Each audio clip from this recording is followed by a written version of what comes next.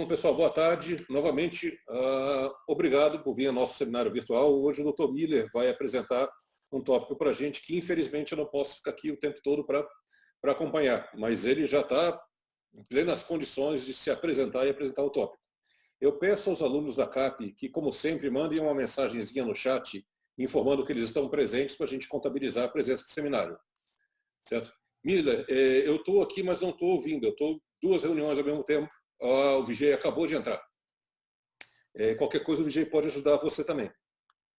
Certo? Então, já pode começar a hora que você quiser a apresentação. Eu vou só habilitar o Vijay aqui como co-host também. Uhum. Então, pessoal, novamente, muito obrigado. Então, Miller, agora é com você. Tá bem. Boa tarde, pessoal. A gente vai começar o seminário virtual. Deixa eu colocar aqui me dê um minuto para eu aprender aqui como é que eu divido a tela com vocês. Aqui. A gente vai fazer um seminário de simulações adaptativas para as equações magnetrodinâmicas para aplicações espaciais. E aqui eu vou dividir meu trabalho. Eu vou fazer uma introdução do que é um pouco da área, o que a gente faz na área de clima espacial. E eu vou explicar um pouco da metodologia adaptativa e outras coisas que a gente vai usar para esse tipo de simulação. Mostrar bem por cima como é que é a configuração inicial, uns resultados que a gente divulgou num capítulo de livro que a gente está para publicar e mostrar umas conclusões em cima. Começando que a maioria daqui já é familiarizado com o INPE, que é o nosso Instituto de Pesquisas Espaciais, e aqui a gente faz vários tipos de atividades. A gente trabalha com satélites, monitoramento e desmatamento da Amazônia, meteorologia, só que nós temos um interesse maior na área de... Não, nós temos não. O meu trabalho é focado na área de clima espacial, que é de um... E o que seria essa sub-área de clima espacial? É um ramo da física que está preocupado com como é que está as condições do plasma espacial e como é que ele vai interferir com a Terra. Como é que fenômenos solares interferem com a Terra. Nessa figura aqui é uma ilustraçãozinha que você tem o Sol, não na proporção correta. Ele está sempre emitindo partícula, vento solar e outras coisas. E essas emissões do Sol vão interagir com o campo magnético da Terra de alguma forma. E é isso que a gente estuda. E, historicamente, teve alguns eventos, sempre tem alguns eventos mais fortes que têm algumas consequências em cima da sociedade moderna. E eu separei 2 eventos que eu gosto de falar deles, que é um de setembro de 1859, que foi um primeiro evento que os cientistas da época eles conseguiram correlacionar que o que acontecia de atividade solar podia causar tempestade geomagnética na Terra, que vai interferir em algumas medidas que eles faziam, e essas correntes que causadas pelas tempestades interferiam no sistema de telégrafo. E o sistema de telégrafo era a tecnologia de telecomunicações mais moderna que eles tinham. Então já afetava isso antigamente. Só que hoje a nossa dependência de tecnologia, de infraestrutura que tem a ver com espaço é muito maior do que era nessa época. Que é uma coisa que eu vou deixar para o próximo slide. E por curiosidade, teve um evento de março de 89, um ano antes de eu nascer, que uma ejeção de massa coronal, ela causou uma corrente que interferiu na rede de distribuição de energia do Canadá. Então, você vê que à medida que... Então...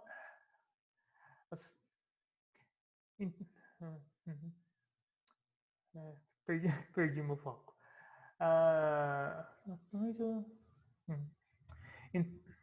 Então, atualmente, a sociedade moderna, a gente tem muito mais infraestrutura que dependem desse tipo de... que pode ser afetado por esse tipo de fenômeno. E aqui você tem um interesse mais recente na área de clima espacial. Que hoje em dia você esses eventos eles podem afetar o funcionamento de satélites, de missões espaciais, de voos comerciais, até de distribuição de energia, que foi o que aconteceu, e GPS, inúmeros tipos de coisa. E aqui no INPE a gente tem um programa que monitora o clima espacial que a gente chama de Embrace, Estudo Monitoramento Brasileiro de Clima Espacial. E o dentre as várias coisas que ele faz, estou falando aqui bem por cima, eles fazem coleta e divulgação de dados geomagnéticos e eles também emitem boletins e alertas de eventos que podem estar acontecendo. E todo o programa de clima espacial tem um objetivo a muito longo prazo que é relacionado com a previsão numérica do clima espacial. Porque é interessante você saber de antemão quando vai ter algum evento que pode comprometer sua infraestrutura, para você tomar uma medida que proteja o seu equipamento. E nesse contexto, uma das ferramentas para você fazer essa previsão numérica, você vai ter que usar uma simulação. Então, aqui que meu trabalho vai encaixar nesse contexto, que a gente quer fazer uma simulação desse ambiente Sol-Terra para, quem sabe, um dia, para eventualmente a gente conseguir ter um sistema mais robusto que ajude nessas previsões. Então, para quem não é tão familiarizado, o que eu quero dizer com uma simulação numérica? Eu vou ter uma configuração de variáveis físicas que elas obedecem um conjunto de equações diferenciais e condições de fronteira. Ou seja, aqui eu deixei um exemplozinho por cima. Eu tenho aqui um mapa de densidade, seguindo essa color bar aqui. E aqui eu tenho essas setas, elas são os vetores de um campo de velocidades que eu estou colocando. Então eu tenho uma coisa que começa a fazer um vórtice aqui em instante zero. Então, de acordo com as leis que eu vou apresentar mais para frente, num instante t igual a 2.09, você já começa a ter essa estrutura. E se eu continuar evoluindo mais ainda, o meu problema ele vai ganhando essa configuração. Então é basicamente isso que eu vou fazer. Eu quero colocar uma condição inicial que obedece a umas leis físicas e ver como isso evolui no tempo. Então, a partir daqui, eu vou apresentar o que vai ser esse problema da simulação da magnetosfera. Vou discutir um pouco dos desafios, as dificuldades que tem nisso. Porque a simulação MHD não é uma coisa tão trivial. Então, voltando para essa figura aqui, o que eu quero fazer com a simulação da magnetosfera? Eu quero simular esse ambiente próximo à Terra, em que eu vou considerar a Terra como uma esfera de pressão e densidade constante, que vai ter um dipolo magnético intrínseco. E esse dipolo ele vai ser comprimido ou dilatado pelo vento solar, de acordo com o que está aqui. Eu tenho a Terra com um dipolo. A região aqui à esquerda do campo magnético da Terra, ele é comprimido, enquanto a parte à direita, a parte noite, está sendo alongada pelo vento solar. E o conjunto de equações que eu vou trabalhar é o que a gente chama de modelo magneto-hidrodinâmico. Ele descreve a dinâmica de um plasma como se fosse um fluido com um condutor que tem um campo magnético. E para isso eu vou utilizar as variáveis de densidade, pressão, energia, velocidade e campo magnético. E antes de eu apresentar essas equações, esse modelo, para esse caso da magnetosfera, a gente vai fazer umas modificações em cima dele, que são propostas no trabalho do Ogino. Ele vai adicionar um campo gravitacional externo da Terra, então isso vai entrar como um termo-fonte, uma viscosidade artificial, porque quando eu começar a simulação, as quantidades físicas elas vão estar um pouco bem desbalanceadas, então eu vou usar essa viscosidade para sustentar a estabilidade do problema nessas primeiras iterações. E eu vou modificar a lei de Ampère por causa do seguinte: esse BD aqui, ele seria o campo dipolo da Terra, que eu vou descontar do campo magnético geral que eu tenho no campo inteiro, por causa que eu quero que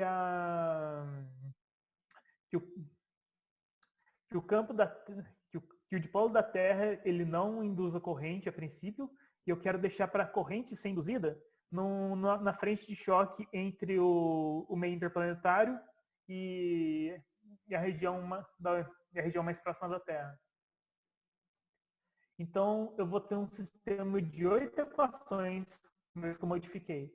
Vão ser essa equação, a primeira equação da densidade, uma segunda equação de momento, a terceira equação que controla a evolução da energia. Ela tem 2 linhas porque o termo à direita dela é um pouco comprido, e uma quarta equação que evolui o campo magnético. Por que eu estou falando que eu tenho 8 equações? Porque a densidade ela é um escalar. Só que o momento e o campo magnético são vetores. Eles têm componentes x, y e z. Então essa equação aqui, ela está numa forma meio generalizada, mas ela tem uma forma para ρx, ρy e ρz, e aqui uma evolução para bx, by e bz, que no total dariam 8 equações. O termo de energia ele vai ser ele relaciona todas as variáveis por meio dessa relação que está embaixo. Só que além disso, o campo magnético ele tem que obedecer o que a gente chama de lei de Gauss de magnetismo, que ela não pode ter divergência. É uma restrição, é uma lei física. Isso aqui vai dar problema mais para frente. Então a gente vai discutir um pouco da metodologia de como é que eu vou simular essas equações. E a princípio a gente vai usar um método de volumes finitos, que ele trata a simulação como se fosse um escoamento de quantidades físicas. Eu tenho uma configuração, é como se eu estivesse simulando como é que isso ia escoer, como se fosse um líquido. E aí, esse geralmente é um método que usa para leis de conservação. E o que eu vou precisar? Vou precisar da configuração inicial e a condição de fronteira, que é que eu estou simulando tudo dentro de um domínio que é limitado. Então eu tenho que saber, eu tenho que ter uma informação do que está acontecendo nas paredes desse domínio que eu tratei de cara. E para o modelo MHD eu vou ter o que é referente a essas variáveis aqui: densidade, momento, energia e campo magnético. Então, esse método de volumes finitos que a gente vai usar, a gente vai fazer com uma discretização cartesiana. A gente vai pegar aqui um domínio completo, e nesse exemplo eu dividi ele em 16 células. E cada célula ela vai ter um valor médio Q e J, que vai ser, que eu posso dizer que o Q e J é um valor médio referente a essa média, e o volume de finitos eu vou tratar como se fosse como é que o Q de cada célula ele está escorrendo para outras células. É uma forma bem simples de explicar o que estou fazendo. Então, como é que eu faço a evolução de uma média no tempo? Pelo método dos volumes finitos, eu vou cair nessa equação aqui. Eu vou ter uma diferença de fluxo. Eu vou ter essa diferença de fluxos em x, uma diferença de fluxos em y, mais um termo fonte. Eu vou voltar no slide anterior para mostrar o que isso significa. Essa diferença de f's se eu estou começando aqui pela célula C21, aquela diferença de f significa o que está entrando nela é paralelo ao eixo x, menos o que está saindo nesse mesmo termo. E os Gs seriam o que está entrando nessa célula, menos o que está saindo na direção do Y. E o S, o termo fonte, seria como se fosse uma quantidade física que está sendo formada ali.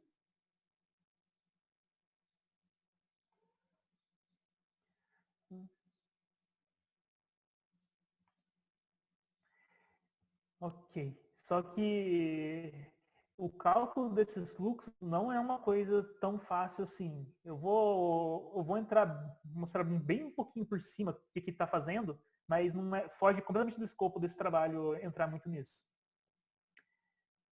Como é que isso seria feito a princípio? Se eu tenho 2 células, uma do lado da outra, uma que tem um valor médio QL e outra com um valor médio QR, eu quero calcular como é que seria o escoamento de uma célula para outra. Como é que eu farei isso? Considerando que no valor da interface eu não tenho um valor definido. Isso é o que a gente chama de um problema de Riemann. A solução do problema de Riemann envolve o cálculo de uma reconstrução de autovalores e autovetores. No caso do problema MHD, que eu tinha 8 equações, só que um autovalor ele não, eu descartava ele, eu acabo tendo eu tenho um problema com eu vou ter um problema aqui com 7 autovalores, 7 autovetores, e que eu teria que fazer uma reconstrução da solução da interface. E no fundo o que eu estou fazendo é um método de características, para quem sabe um pouquinho mais, quem está mais por dentro de simulação numérica. Só que essas soluções, elas são, só de pensar em autovalor e autovetor, isso aqui é muito caro. Então não vale a pena você fazer uma simulação pensando nesse sentido. Por causa que se eu voltar aqui, a cada interface entre células, eu tenho que resolver um problema de Riemann. Então, se eu ficar entrando de calcular autovalor, autovetor na mão para cada interface, é pesado demais para os computadores. Então, o que é mais adequado fazer? Usar o que a gente chama de Riemann Solver, que são os métodos numéricos que eles aproximam por cima esses estados intermediários e você consegue fazer uma reconstrução mais aproximada. Eu estou destacando esses dois aqui, que é um chamado HLL e um HLLD, que são os dois métodos que eu tenho implementado num código que a gente desenvolveu.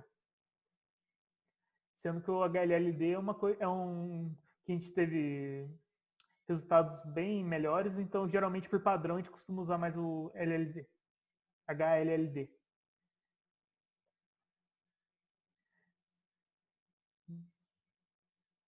E como é que uma vez que eu tenho calculado aqueles fluxos, eu calculei a diferença de fluxos, somei o termo fonte, isso seria essa função f que está aqui. E como é que eu faço a evolução no tempo da média celular, sendo que eu já calculei os fluxos? Aqui a gente vai usar um método de Runge-Kutta.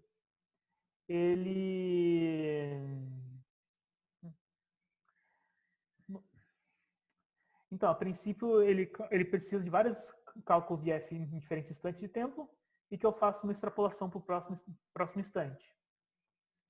Então, de forma mais simples, eu tenho implementado o que a gente chama de Runge-Kutta 2, que ele faz uma reconstrução de segunda ordem da solução. Então, essa versão compacta eu faço ela em 2 passos, usando esse passo 1 e usando esse passo 2. Eu preciso de então eu preciso calcular aqueles fluxos 2 vezes, a soma dos fluxos 2 vezes para cada célula. E esse ΔT seria o passo temporal, que é a distância de tempo de um instante que eu tenho em solução para o próximo. E esse passo de tempo, ele tem que obedecer uma condição que a gente chama de CFL. Por causa que se a gente colocar um ΔT que for muito alto, a simulação pode ser comprometida. Então, esses passos de tempo eles têm que ser suficientemente pequenos para não estourar o CFL, mas também eles têm que ser grandes para você não fazer muito trabalho à toa.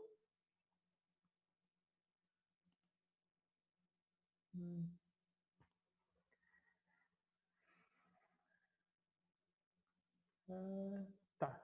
E uma vez que eu apresentei os métodos, eu quero discutir um pouquinho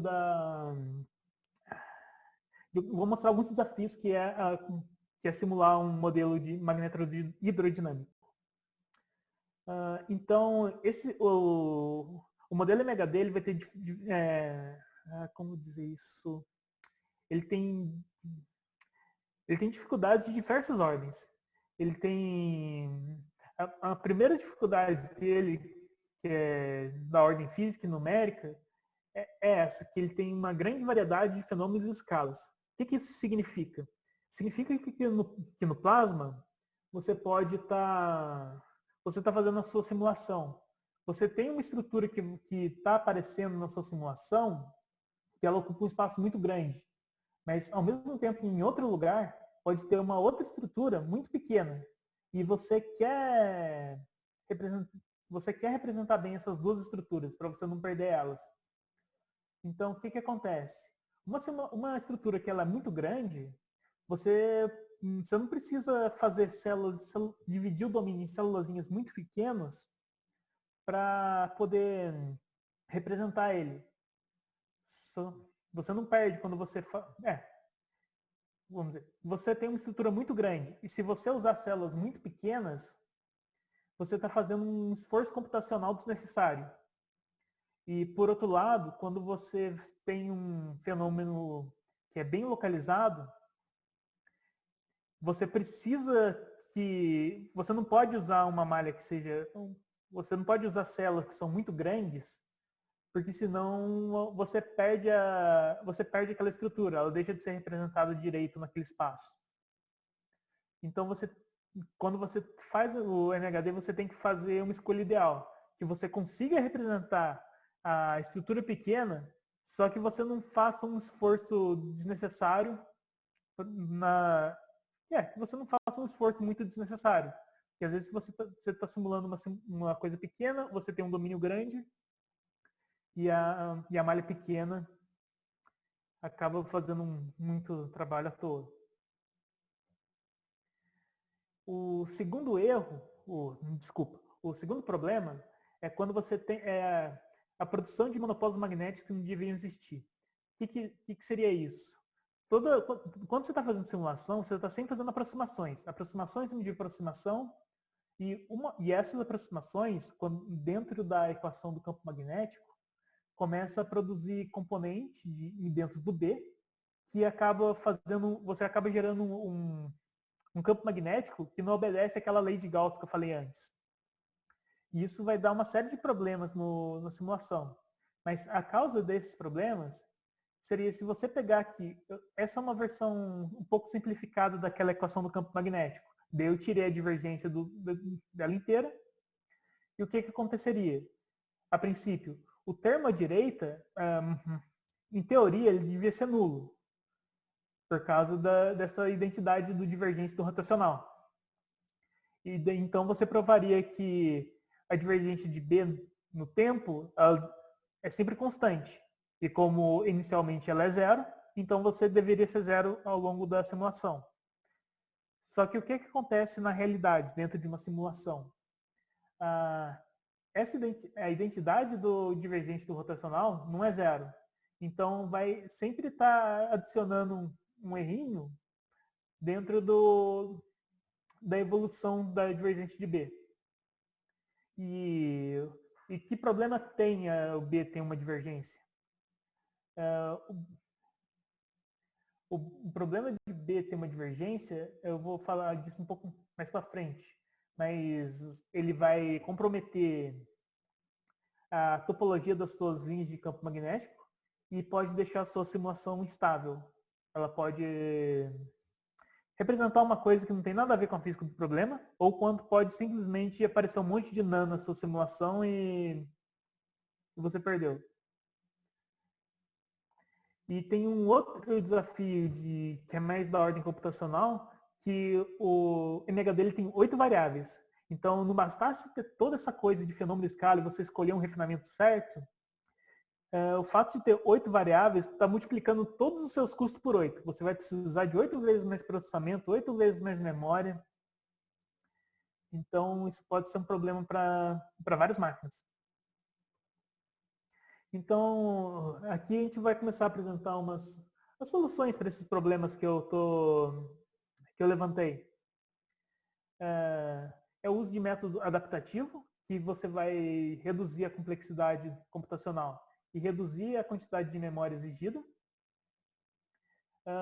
E o uso de algoritmos paralelos, que usar o paralelismo vai diminuir ainda mais a complexidade computacional do seu problema. E o que a gente chama de método de correção de divergência, que são métodos numéricos, mais métodos numéricos, para manter essa restrição do divergente de B igual a zero válida na solução ao longo da simulação e aumentando a estabilidade numérica. Então, o que é um método adaptativo? É um método que a cada iteração dele, você vai usar uma malha que tem um refinamento ajustado à necessidade de refinamento da simulação. O que isso significa? Essa figura é o exemplo mais simples possível que eu consegui pensar de uma solução numérica qualquer. O que ela é? Ela tem um ponto aqui no meio, ela vai decaindo até o final e vai ter uma região constante em azul. Então, o que eu quero dizer na parte do refinamento? É interessante você ter células mais finas aqui na região de interesse, que é onde está esse ponto. À medida que aqui nas bordas, que está tudo só um azul constante, você não precisa dessa malha tão fina. Então você usa quadrados maiores para representar a malha.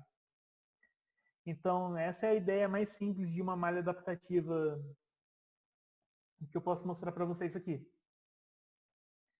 E para construir essas malhas, a gente usa uma metodologia que a gente chama de Patch Structure Adaptive Mesh Refinement. E o que seria tudo isso aí? A gente vai pegar uma malha, a gente vai considerar primeiro uma malha completamente regular, que vai ser uma malha base mais grosseira. E a gente vai dividir essa malha em inúmeras submalhas. E o segundo passo é que a gente vai usar alguma metodologia para encontrar as células que ela precisa de um refinamento. E quando você encontrar essas células, você vai marcar elas com flag, alguma coisa do tipo. Depois, o próximo passo é você agrupar células que estão marcadas para refinamento dentro de um retângulo e sobrepor cada um desses retângulos com uma malha mais fina. A princípio seria uma coisa parecida com isso. Eu tenho uma malha base completa. Faz de conta que as células vermelhas são as células que eu precisei marcar para refinamento. E o algoritmo ele vai pegar essas células que foram marcadas para refinamento, ele vai agrupar em 1, 2, 3 retângulos, e observe que eu marquei células azuis, que esses retângulos eles podem enquadrar células que não estão marcadas, que depende de um fator de agrupamento do próprio algoritmo. Então, uma vez que as células foram agrupadas nos 3 retângulos, ele sobrepõe com uma malha mais fina e ele pode fazer isso recursivamente. Que aqui no caso ele marcou mais 2 retângulos e sobrepôs com mais 2 malhas mais finas. Isso tem uma vantagem de você conseguir manter as mesmas funções que você fez do esquema numérico para todos os refinamentos. É só você fazer uma implementação mais... Se você faz uma implementação legal, você não precisa se preocupar com isso. E você consegue desenvolver um algoritmo de paralisação, por quê? Porque você consegue separar cada um desses pets e você consegue estimar o custo computacional de evoluir cada um deles, porque o custo deles é proporcional ao número de células dele.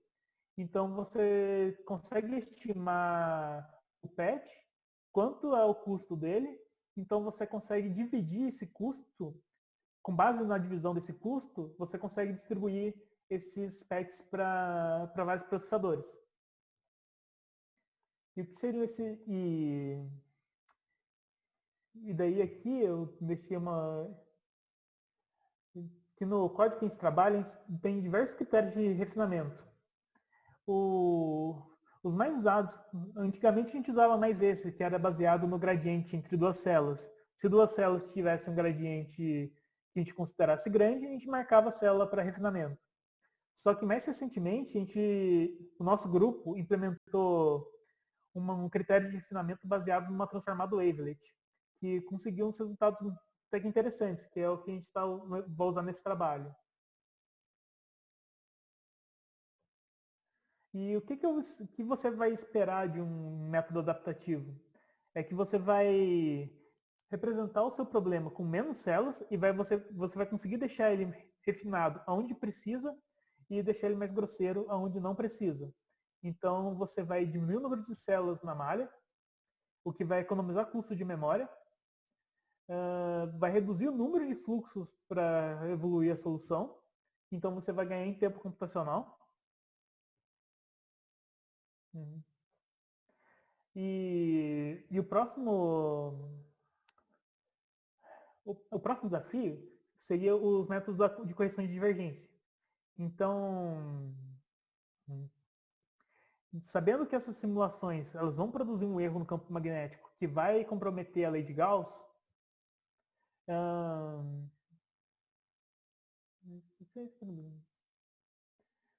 então a gente vai ter que dar uma... como eu tinha falado, que eu vou ter esses monopolos magnéticos aqui e eu vou comprometer a linha de campo magnético e vai causar instabilidade magnética. Então, fiquei um pouco nervoso. Problemas. Ok. Um dos métodos que a gente implementou para lidar com esse problema da divergência sobre o campo magnético é esses métodos baseados em multiplicadores de Lagrange generalizados. O que são esses métodos? Eles são métodos para maximizar ou minimizar funções sob certas restrições. Então, o que eu quero fazer? Eu quero maximizar a equação que controla o campo magnético de forma que eu consiga impor que a divergente de B seja nula. Então, a estratégia vai ser essa.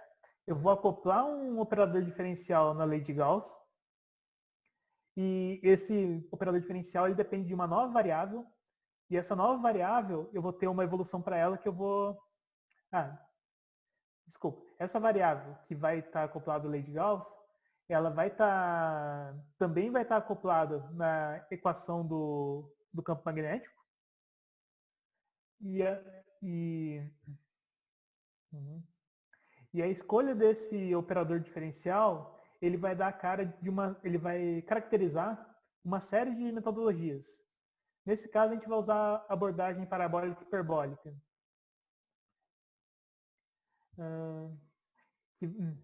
E essa abordagem, ela vai usar esse operador que eu estou apresentando aqui, mas... E o que ela vai fazer? Ela consegue transportar e fazer uma difusão desses componentes do campo magnético, desses erros, de forma a manter a estabilidade. Então, o que vai acontecer? Então, para eu executar essa correção, eu tenho que adicionar uma nona equação no sistema, que vai controlar a evolução da variável da correção. E a vantagem desse método é que ele é bem barato, computacionalmente, e ele consegue sustentar a física e a estabilidade da simulação. Apesar que ele não remove completamente as componentes.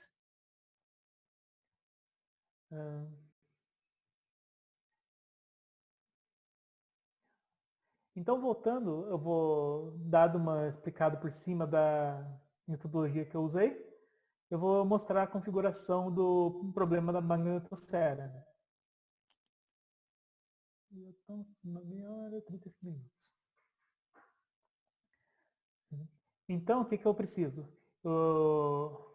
Esse método da magnetosfera, ele vai usar a condição inicial vai ser uma aproximação das variáveis do ambiente espacial propostas nos trabalhos do Ogino. E eu vou usar valores típicos do vento solar como condição de fronteira. Então, o que eu vou fazer? Eu vou pegar essa condição inicial, expor ela aos valores típicos do vento solar pelo que seria 2 dias do tempo simulado até ter um estado estacionário. A partir daí, eu vou substituir os valores do vento solar pelas entradas do dado de satélite. Esses dados de satélite, nós importamos ele desses web service da OMID da NASA, que é desse site que está aqui embaixo. Então, como é que eu configuro esse problema? O domínio dele, ele vai ser de menos 150 a 450 raios terrestres no eixo X. Esse eixo X, ele é como se fosse uma reta entre o Sol e a Terra. E o eixo Y que eu estou representando seria como se fosse o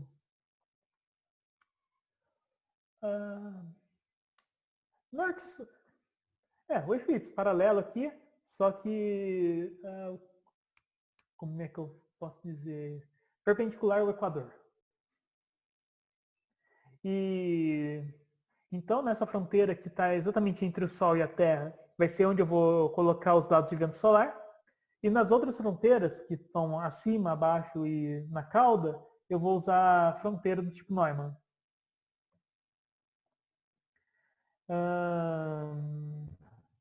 Além disso, eu vou ter uma condição de fronteira interna, que é dentro da região da Terra.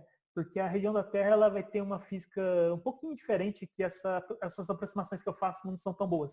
Então, o que a gente está fazendo? A gente está removendo isso do contexto da simulação. A gente vai tirar a gente vai tirar uma região de 16 raios da Terra e fazer uma suavização em torno dessa região da Terra. As condições iniciais que são dadas naqueles trabalhos do Ogino, eles são essas aqui. Ele dá uns dados de vento solar, ele define aqui como é que eu vou entrar com a gravidade, e esse B0 aqui seria o dipolo da Terra. E os parâmetros de simulação que eu vou usar eu vou mostrar uma série de figuras para vocês que eu vou estar usando. Quando eu digo refinamento máximo, se a região mais fina cobrisse a malha inteira, a malha teria 512 por 256 células. Eu vou usar o Riemann-Solver HLD, que eu tinha mencionado, uma condição do CFL 0.4 e esses dois fatores aqui eu não entrei muito no problema aqui, mas é um pouquinho fora do âmbito. Isso aqui seria a condição inicial do problema. Eu tenho uma configuração aqui do dipolo da Terra e aqui uma configuração da malha adaptativa. Aqui eu tenho um mapa de densidade que ele está medindo em partículas por centímetro cúbico. E aqui embaixo eu tenho essa escala aqui, 1, 2 e 3. O que significa? Que onde é 1, que é quase tudo aqui, essa parte de fora, quer dizer que eu estou representando na malha base mais grosseira. O nível 2 é um nível mais fino. O nível 3 é 3 níveis mais finos. 2 níveis mais finos. É o nível mais fino de todos. Então, aqui embaixo eu teria uma representação que a cada cor está associada a um refinamento diferente. Então, se eu seguir essa simulação por mais tempo, até o 15.618, isso aqui é aproximadamente umas 4 horas. Eu já começo a ter a formação de um bolchoque aqui na magnetosfera. Você vê que o vento solar está começando a transportar o dipolo da Terra. E aqui embaixo você consegue ver na malha adaptativa que o nível mais fino está cobrindo essa região de choque que tem entre a Terra e o vento solar. E a região mais próxima da Terra tem um maior refinamento. E você tem aqui no final no fundo aqui, ele seria... O que seria isso aqui? Ele é o choque que está sendo causado pelo primeiro vento solar que está varrendo a malha. Então, mais algumas horas, eu já começo a ter...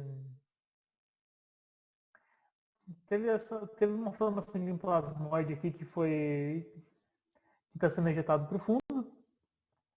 E aqui embaixo a malha adaptativa está dando um pouquinho mais a cara de refinar em torno da Terra e da onda de choque. E do choque entre... E essa última figura, seria o estado estacionário, usando só o vento solar de orientação sul. Eu não acho que... O que seria esse vento solar de orientação sul? É um vento que a componente BZ dele vai ser sempre negativa. Ele está sendo negativa. Então, convergiu para esse estado aqui. Só que se eu estivesse usando um vento de orientação norte, eu teria essa próxima figura. A única coisa que eu fiz dessa simulação para essa simulação é mudar o sinal do BZ que está entrando no vento solar. E quais que são as principais diferenças entre essas duas simulações? São as regiões em que eu estou tendo reconexão magnética. quando eu estou fazendo, veja bem que essas linhas de campo são as linhas magnéticas. Aqui no vento sul, eu vou ter, em cima do eixo X à direita, eu vou ter uma região de reconexão, e à esquerda, bem próximo da Terra, eu tenho uma outra região de reconexão entre a Terra e o choque. Já no vento solar norte, eu tenho também tenho duas regiões de reconexão, só que elas estão mais para cima. São um pouco acima dos polos. Se você pegar a linha de campo saindo do polo, você tem uma reconexão em cima e uma reconexão embaixo. Uma região de reconexão, desculpe. E também você muda um pouco a forma que esse dipolo está sendo comprimido. Que no caso sul, ele está sendo mais apertado, enquanto no norte você parece ter ele parece ser mais alongado. A parte que faz contato com o sol parece ser mais alongado para cima. Aqui eu discuto um pouco da performance que eu obtive, a performance desses dois tipos de simulação. Eu consegui, por exemplo, com simulação de 1024 e vento norte, eu baixei o tempo para 74%, não é um dos melhores resultados que eu tive, mas no caso de vento sul, olha, para 1024 usando 3 níveis, eu baixei a 36% do tempo. Se você pensar que essa simulação, se eu fosse fazer ela com malha cheia, eu levaria o quê? Umas quase 28 horas. Eu baixei a 36% disso. Então é um ganho significativo para obter foi para obter esse estado estacionário, mas se eu continuar fazendo com o dado, a ideia é ir ganhando ainda mais. Então, uma vez que eu tive esses estados de estado estacionário, eu vou substituir a entrada do vento solar por uma série temporal a partir de dado de satélite. Aqui eu vou mostrar o que nós fizemos usando uma série que é de 16 a 18 de janeiro de 2018, que foi um período de baixa atividade solar. O que eu quero com esse período? É que nesse período ele vai ter uma inversão na orientação do vento solar. Ele estava vindo com orientação norte e ele vai cair e vai passar a ter uma orientação sul. Então, quando essa troca de orientação do vento solar atingir o choque, era a região de estudo que a gente estava fazendo para o trabalho, para o capítulo de livro que a gente está em. Que foi aprovado para publicação, mas não saiu ainda. Essa aqui é a série de dados que nós usamos para fazer as simulações, as séries temporais. A gente fez uma suavização usando uma wavelet de Dobeschi, e aqui nós marcamos 3 pontos, um instante A, um instante B e um instante C. O que significam esses instantes? No instante A é quando você tem aqui, o vento tem uma orientação norte, ele tem um ponto de máximo.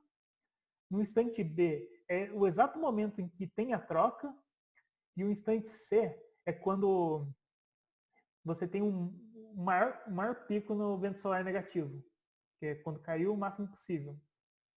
E nós vamos ver como é que ficou a configuração nesses três instantes. Então, a princípio, quando a gente estava tendo o ponto A, que é o ponto que a gente estava tendo com o vento em direção norte, quando a gente teve a troca para um instante de vento sul, a gente pegou aqui uma reconexão magnética um pouco à esquerda da Terra, do lado esquerdo da Terra. Seria na parte dia da Terra, num termo mais apropriado. Você tem uma reconexão aqui. E quando isso aqui na troca da orientação do vento solar. E no instante C, quando atingiu um mínimo, quer dizer, o máximo do vento solar negativo, da orientação negativa, a gente teve uma outra reconexão magnética, só que do outro lado da Terra. Você tem, à direita da Terra, você teve uma reconexão magnética no eixo X, mas do outro lado. Enquanto as linhas de campo estão do lado esquerdo aqui, elas estão meio que se ajustando pós a conexão. E o que tem de interessante nesses 3 instantes aqui? Porque o que nós vimos nós simulamos com dados, localizamos umas reconexões magnéticas, e quando um dos membros do nosso grupo foi comparar esses resultados com os índices geomagnéticos, ele reparou uma coisa. Ele reparou que aqui nós temos marcado de novo os instantes A, B e C, e aqui embaixo nós temos um índice AE, que é um índice auroral, se não me engano. Quando nós tivemos esses 3 instantes, pouco tempo depois a gente teve um pico no índice geomagnético auroral. E que é uma coisa que o índice geomagnético auroral ele é relacionado com a reconexão magnética. Não, ele sofre efeitos da reconexão magnética também, né? Então não que isso que o nosso trabalho defina. Como coloco isso? É uma forma de dizer que é um resultado bem otimista para o nosso trabalho que a gente está fazendo, que a gente conseguiu localizar uma reconexão magnética acontecendo no nosso modelo, que é bem simples, e por coincidência ou não, nós conseguimos automaticamente encontrar uma correspondência nos dados coletados. Então, para fechar esse trabalho, nosso grupo está colaborando nesses estudos de clima espacial de forma a desenvolver uma ferramenta numérica para auxiliar nos estudos do clima espacial e quem sabe ajudar numa previsão ou mostrar que condições geomagnéticas poderiam ter causado certos fenômenos nos dados. Tem outras aplicações que uma simulação ajudaria no estudo do geomagnetismo terrestre.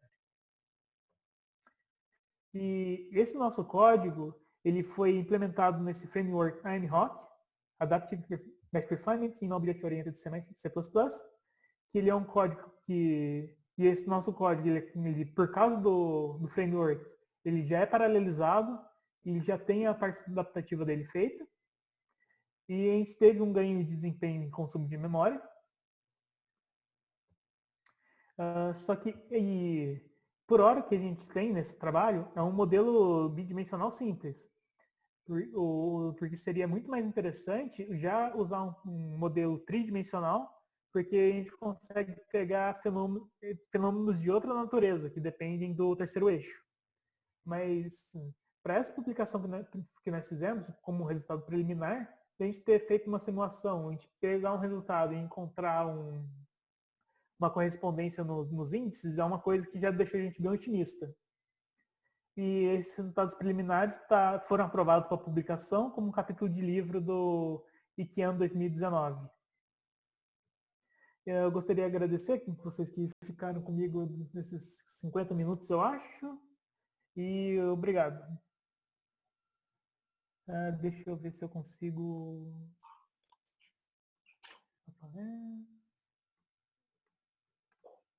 Ótimo.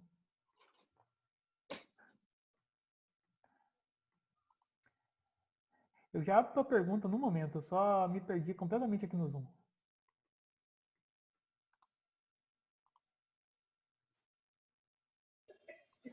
Você pode dar autorização para o usuário. Calma lá, Aldinho, eu estou perdido aqui. Chat. Eu tenho uma pergunta, Miller. Sim, pode dizer. Eu escrevi aí. Eu tenho uma dúvida quando você apresenta a sua magnetosfera estacionária, no caso de campo BZ Sul, que a gente não vê ali a formação da lâmina de plasma na cauda. Eu vejo ela assim muito aberta, as linhas de campo lá no final. Acho que é o slide 41. Qual é o valor de campo magnético que você está usando o sul? Tá vendo? Em geral, essas linhas, essa linha que está mais branca aí, ela está muito aberta. Em geral, ela vai mais ao longo da cauda magnética.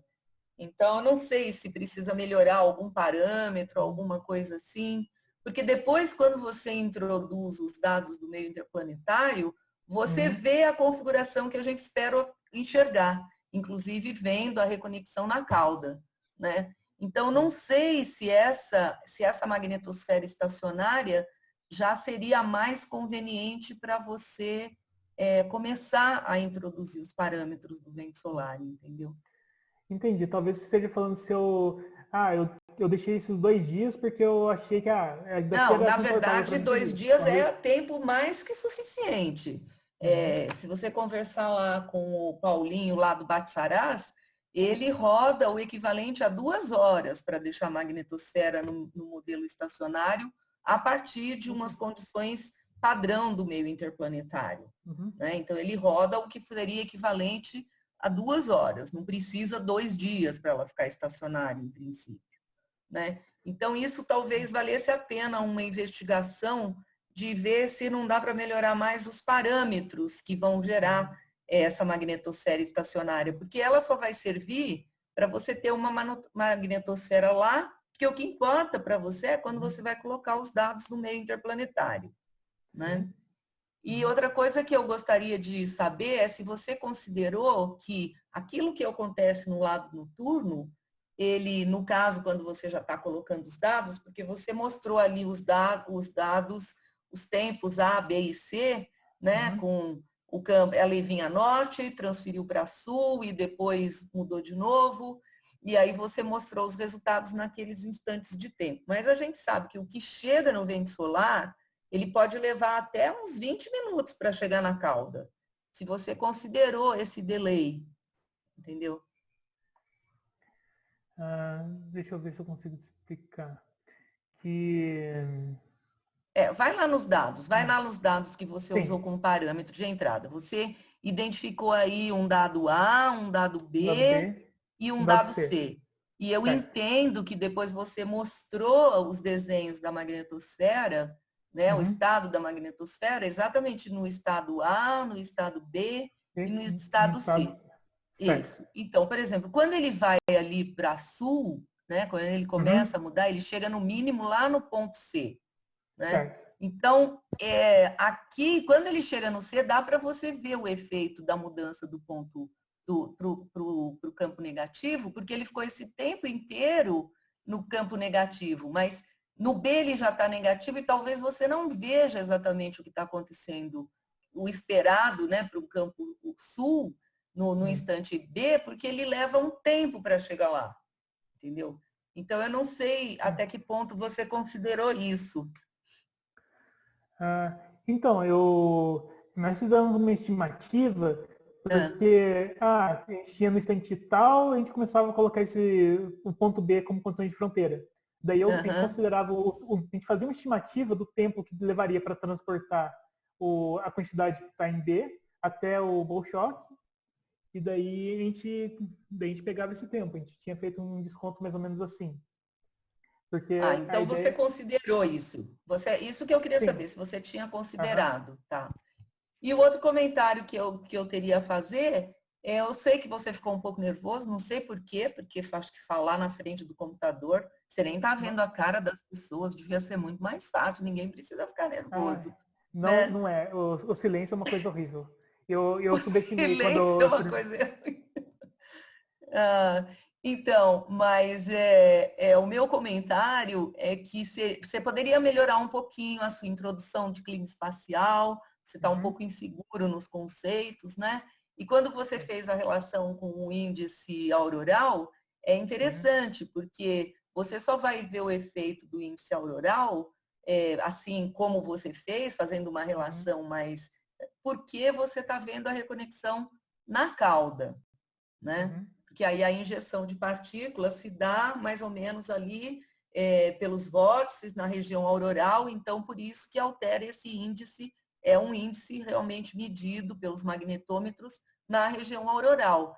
Então, o que está faltando, talvez um pouquinho, é você entender um pouquinho melhor os processos na hora de apresentar. Isso vai te dar uma segurança maior. Mas eu achei ele muito legal, o seu trabalho, né? Obrigado.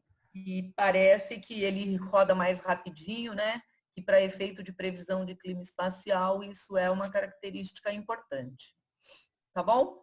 Esses eram os meus comentários. Obrigada. De nada. Ok, deixa eu ver se tem mais gente no chat.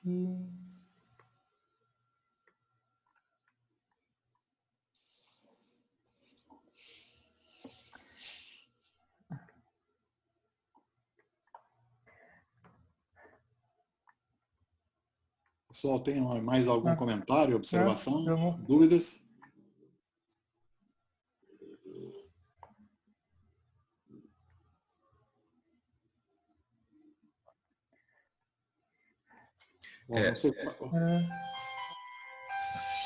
Vijay? Opa, eu acho que estou com microfone aqui, vou falar um pouco mais baixo. O trabalho ele é extremamente interessante, porque a partir do teste de conceitos, existem realmente, como a Virginia mencionou, inúmeras chances de aprimoramento. O esforço está direcionado a um código tridimensional. A tremenda vantagem que a gente tem é que o INPE, em termos de Brasil, é responsável pela construção da parte magnetodinâmica.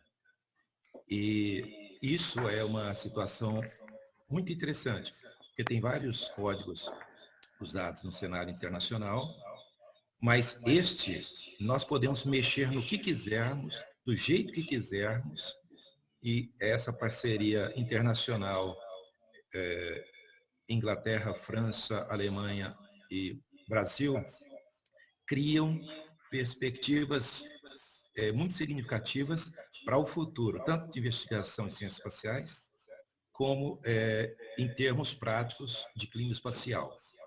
E aí o Miller, juntamente com todo o time, alguns outros estão ingressando, novos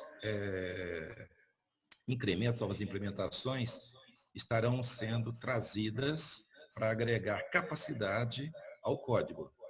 Mas a comunidade que existe no Brasil, ela tem que ser fomentada.